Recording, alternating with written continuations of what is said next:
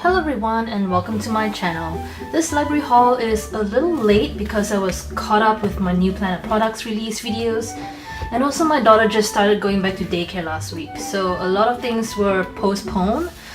There's still gonna be library haul videos, but with a new daily schedule, instead of every week, I might just upload a library haul video every other week or when I manage to read all the books to my daughter. We'll see. I'll have to plan this through and do some adjustments now that she's back in daycare and there's only a few hours of time that I can spend with her before she goes to sleep. I've also decided to film my library haul videos from my desk as opposed to seeing me in it, because I think it's just so much easier and you can see the book a whole lot better. Because that's the main thing, you being able to see the book instead of me in it. Okay, so now that that's out of the way, let's get on with this library haul video. I have 13 books over here which I borrowed at the beginning of the month, and let's start with this one over here. This book is called Harriet Gets Carried Away by Jessie, Sima, creator of Not Quite Norwal.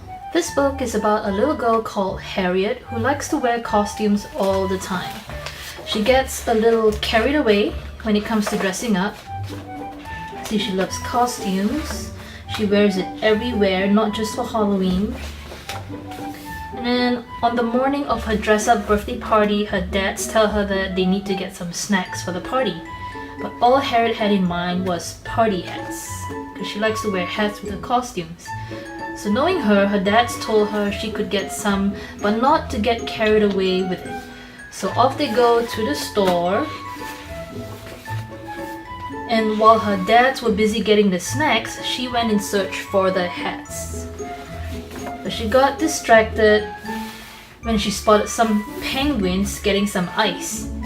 She was so distracted she ended up following them all the way to where they live. And they go there by hot air balloons. Harriet started to feel out of place and wanted to go home. The penguin suggested that she remove the bow tie and that way it would help. But Harriet didn't want to fit in with the rest of the penguins, she just wanted to go home.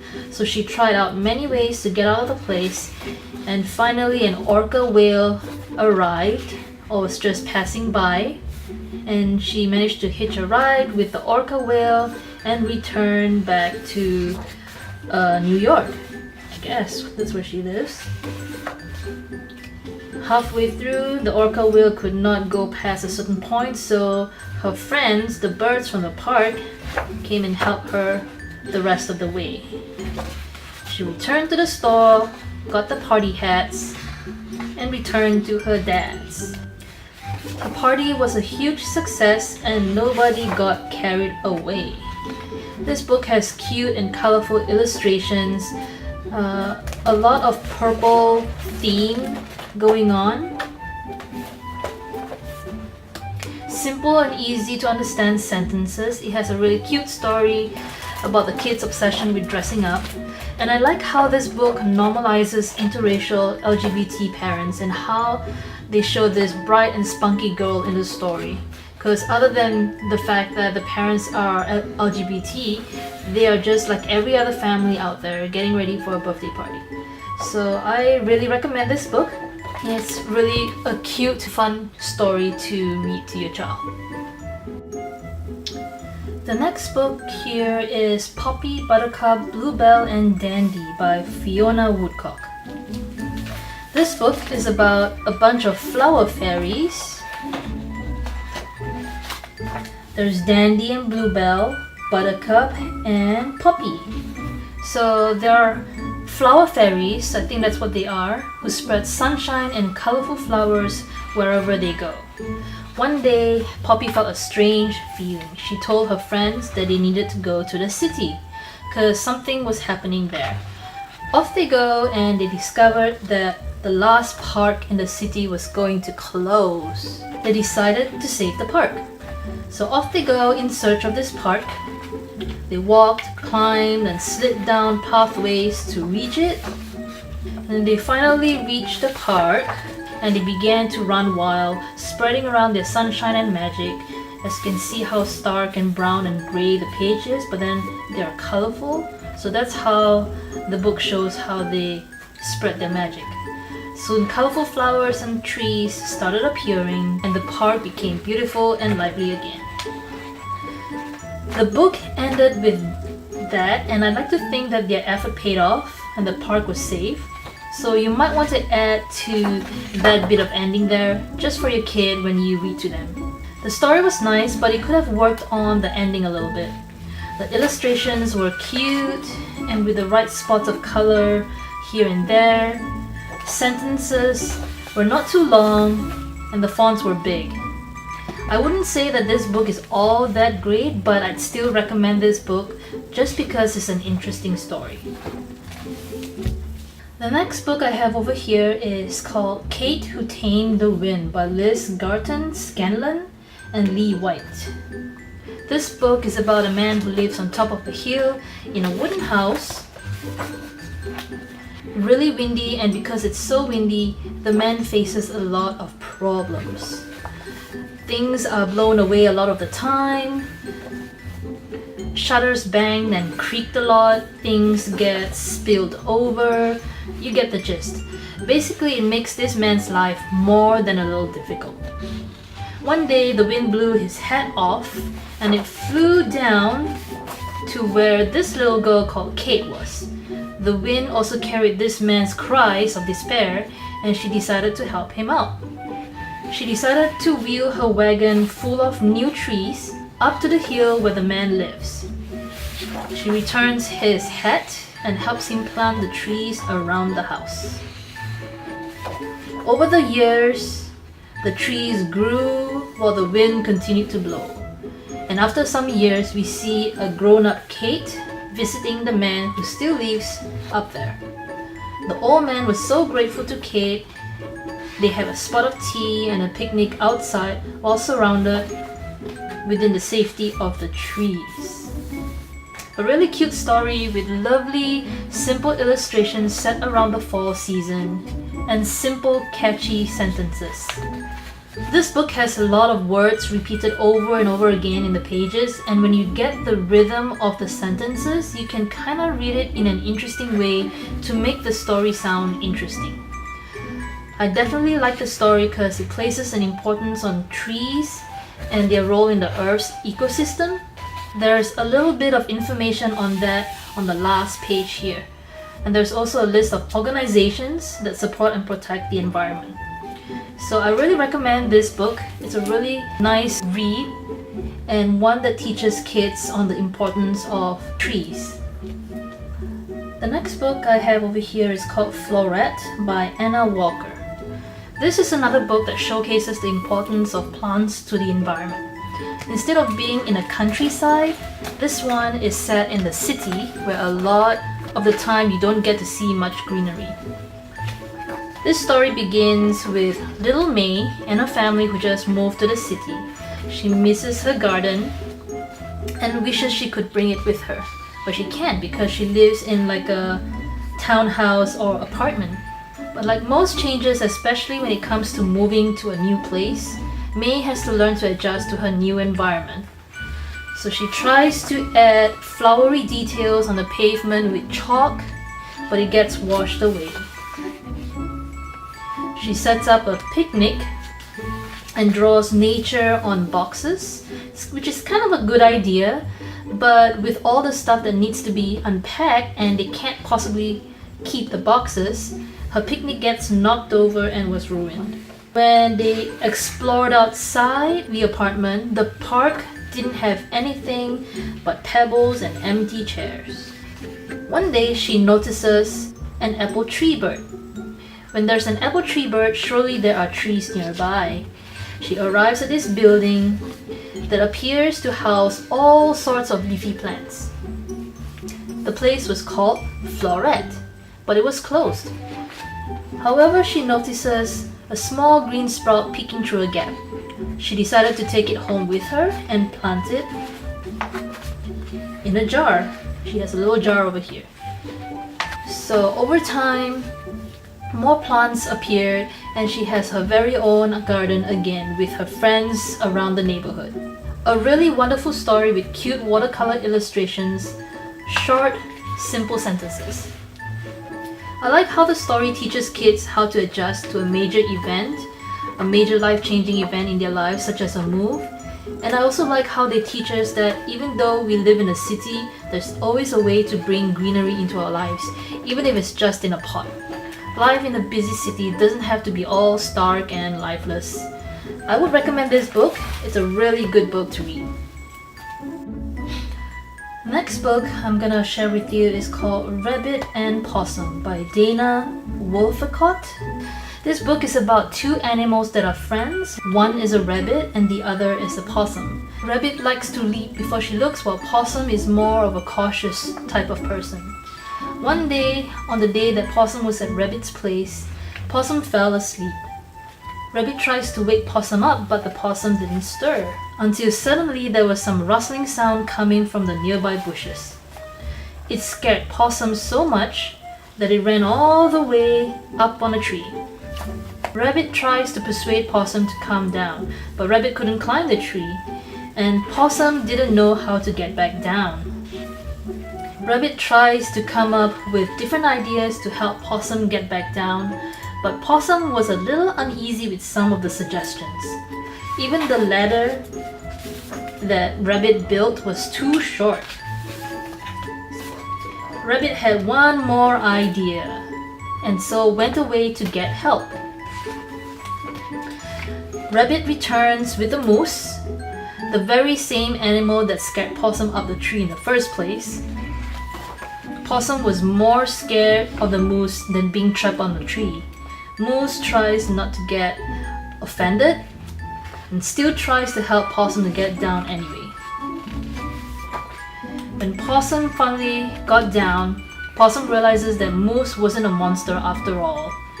And the book ends with all of them enjoying some snacks at Rabbit's place. A cute story about friendship, especially when it comes to first impressions. You never know how the person really is until you get to know them better. So it's best not to jump to any conclusions about the person.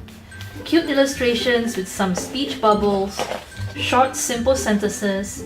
I highly recommend this book, especially when your kids are just learning how to make friends in school. The next book I have over here is called Explorers of the Wild by Cale Atkinson.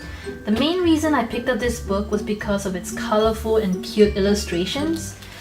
This book is about a boy and a bear that loves to explore. The pages start with them starting off in their own adventure, side by side, exploring the forest. It's like they're in different parts of the forest, but they all start out exploring the forest. Each of them share the same passion in their own unique way. See here, they explore almost kind of like the same place, but they notice different things. They do different things, but then they are exploring. One day they ran into each other. They were scared of each other at first, but then they began to realize that they have the same passion for exploring. So they continue on with the exploring, but together, because it's even more fun with each other. When it was time to go home, let's see, this is like a few pages of them exploring together. Really cute illustrations. And when it was time to go, they took a picture and returned home. A really cute and wonderful story about exploring nature.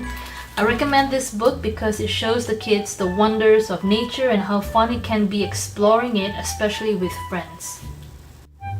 The next book I have over here is called A Storytelling of Ravens by Kyle Lukoff and Natalie Nelson.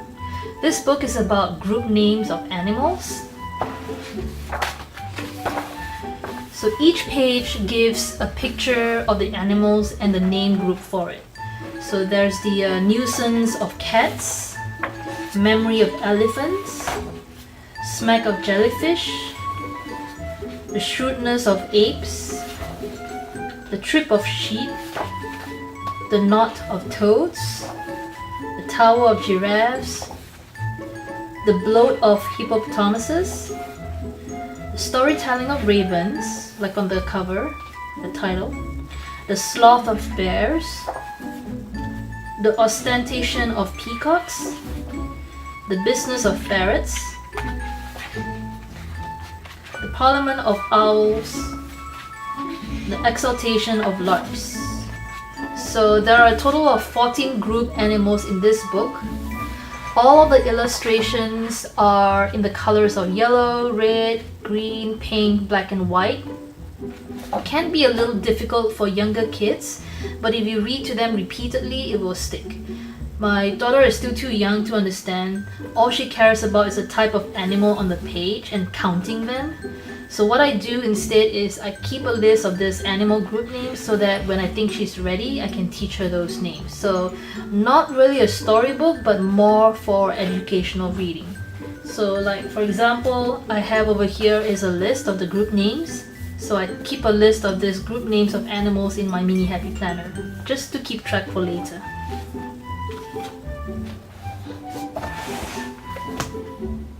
The next book I have over here is called Hector the Collector by Emily Beeny. Illustrations by Stephanie Gregan. This book is about a dog named Hector who likes to collect acorns.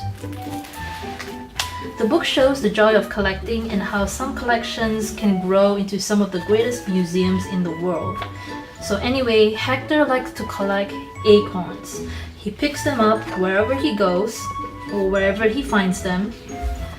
And there are many different types of acorns apparently. They were all the same and they were all still beautiful to Hector. He has so many acorns that he also keeps them in his desk at school. Everybody in class laughed at him when they found out and he was embarrassed. But the teacher pointed out that Hector is a collector and he has good reason for collecting the acorns. Besides, everybody else had something that they collect too. So here we have somebody collects pennies, one collects stuffed dolls, one collects fortune cookie fortunes, and one collects sea glass. So on and on it goes. The teacher then explains to the class that some collections are so big that they take up a whole building like the museum or the library.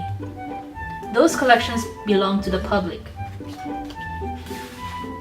But Hector's collection belonged to just one person, himself. Every collection is different, but the same and still beautiful, just like all of us. I really love this book because it showed kids how they could have passion for collecting anything they want, and it wouldn't be silly or something to be embarrassed about. And then the book goes on to explain some of the collections that exist in this world, so be sure to read the author's note where it gives such explanation and gives a few examples. So I really recommend this book. The next book I have over here is Who's Hiding from Sesame Street. This book is a 4x4 book where the pages are stiff but flexible enough to turn. It's also a lift the flaps type of book.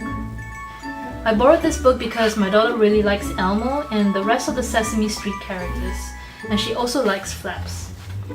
So this book is basically asking the reader to guess who is hiding under the flaps. The characters would give out clues or hints of the character, and you're supposed to guess who is hiding under the flap. So we have Rosita, and then there's Grover, there's Cookie Monster, Big Bird, Abby, and of course there's Elmo.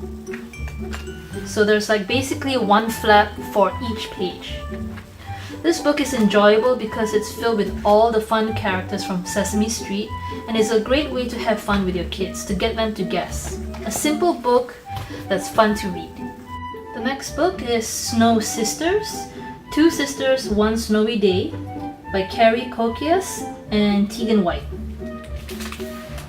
This book is about two sisters and how they enjoy the day in their own way but still together. Unique, just like snowflakes. The illustrations are cute, colorful, and there are really short sentences. Sometimes just a word, and it's not really a sentence but more like a description of the situation. So here we have one sister greeting the snow by running outside, while the other appreciates it from the inside. Here one sister is dressing up to go out, while the other settles down to read. And one sister plays outside, while the other bakes. One sister finally returns home because it's getting wet and cold, but the others seem to be getting ready to go out. They meet each other in the hallway, and you see here the two sisters are doing the same thing as what the other was doing a while ago, but in a different manner. In the end, they enjoyed it together. A really cute story celebrating the differences in siblings and how they could appreciate the same thing, but in their own way. I really recommend this book, especially to those who have kids with different personalities. The next book I'm going to share with you is called Nanny Paws by Wendy Wahman. This book is about a dog who thinks it is the children's nanny. The dog takes care of them by waking them up, helping them to get ready, get them breakfast, gives them walks, picks up their toys, and sometimes a little bit of gardening. One day though, the children was not feeling well, so Nanny Paws decided to take care of them in the only way it knew how. It kept them warm, fetched the doctor, sang them lullabies, and prepared them some food. Under Nanny Paws' careful attention, the kids recovered and they were doing fun things again. So even though it was a difficult job for the dog, but it was still happy to do it.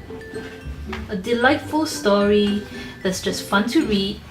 The illustrations can get a little busy, especially this page over here. Yeah, like this one over here. It does look a little busy and it's hard to see, but it was still an interesting story, and as long as you point out certain things while you're reading to your kids, it shouldn't be that bad. And of course, I recommend this book just because it's a fun and delightful story. The next book is called Elmore by Hobbie. This book is about a porcupine that wants to share his love with friends, but it's hard to do when you don't have friends because of his quills. So the porcupine is called Elmore, and he lives in this ancient maple tree. He lives alone, and it can get kind of boring and lonely. He always has trouble making friends because they tend to stay away from his quills. One day he decided to put up a sign, "Friends Wanted." But he gets discouraged because they whisper about how it's difficult being around him. He started to feel bad about his quills that's so much a part of who he is. One day when his uncle visited, he told him of his problem. His uncle tells him that his quills are something to be proud of and that he should treasure it. Elmore feels better, but it still doesn't really solve his problem. So while he was sweeping up his fallen quills, he started to have an idea.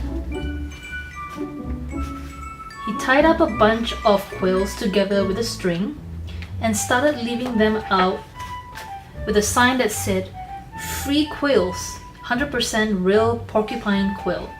Everybody liked the gift, and they soon started coming by for Elmore's quills. And not only that, they left notes for Elmore using the quill pens he gave out. See, we love our quill pens. This is a picture of us. Let's be pen pals. And this one over here says, "You are a beautiful porcupine. Our woods are lucky to have you, your friends." A really nice and beautiful story of, and I quote, how the thing that makes us different can sometimes be a bridge to new friendships. I also love how the watercolor illustrations are on one side and the page next to it are the sentences. A little wordy, but if you simplify them for the younger kids, it will still be a wonderful story to read to them. And lastly, I have this book called Maisy Goes to the Movies by Lucy Cousins. This book is a first experiences type of book, and it's set around the movie theater. So Maisy and her friends are going to the movies. They see the many different movies that are being shown.